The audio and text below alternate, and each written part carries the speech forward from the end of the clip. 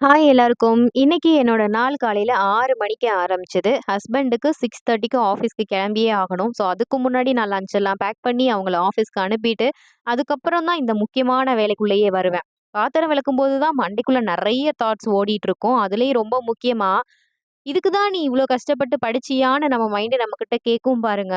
அவ்ளோ கஷ்டமா இருக்கும். பட் என்ன பண்றது? ஃபேமிலிக்குள்ள வந்தாச்சு. நெறைய கமிட்மெண்ட்ஸ் இருக்கு. சப்போர்ட்டுக்கு யாருமே இல்ல. நம்ம தான் பார்க்கணும் அப்படிங்கிறப்போ, நம்மளோட ட்ரீம்ஸ் எல்லாம் கொஞ்சம் சாக்ரிஃபைஸ் பண்ணி வாழ்ந்து தானே ஆகணும்.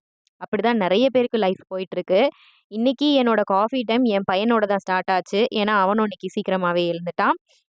முன்னாடிலாம் எப்பலாம் நான் ஸ்ட்ரெஸ்ஸா ஃபீல் பண்றேனோ, அப்பலாம் காஃபி போட்டு கட கடன்னு குடிச்சிருவேன். ஒரு நாளைக்கு 4, 5 கப்புக்கு மேல போகும். பட் எப்போ நான் காஃபிக்கு அடிக்ட் ஆயிட்டேன்னு தோணுச்சோ, அப்போலருந்து கொஞ்சம் கொஞ்சமா லிமிட் பண்ணி, இப்போ 1 கப்புக்கு கொண்டு வந்திருக்கேன்.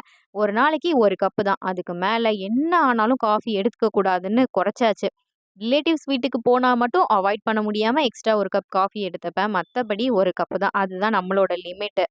சுட சுட பால்ல காஃபி தூள் போட்டு ஆத்தும்போது, அந்த ஆவியிலருந்து வரும் பாருங்க ஒரு அரோமா. Oh my God! அவ்ளோ ரிலாக்ஸா இருக்கும்.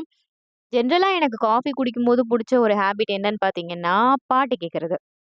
டிவி ஆன் பண்ணி ஒரு மெலடி சாங் போட்டுட்டு, காஃபி ரிலாக்ஸா குடிக்கும்போது அன்னைக்கு டேயே ரொம்ப ஃப்ரெஷ்ஷா ஸ்டார்ட் ஆகுற மாரி ஃபீல் ஆகும். அன்னைக்கு நாள் முழுக்க எந்த வேலை செஞ்சாலும், அந்த ஃபர்ஸ்ட்டு கேட்ட பாட்ட தான் அப்படியே ஹம் பண்ணிட்டே இருக்கிற மாதிரி தோணும்.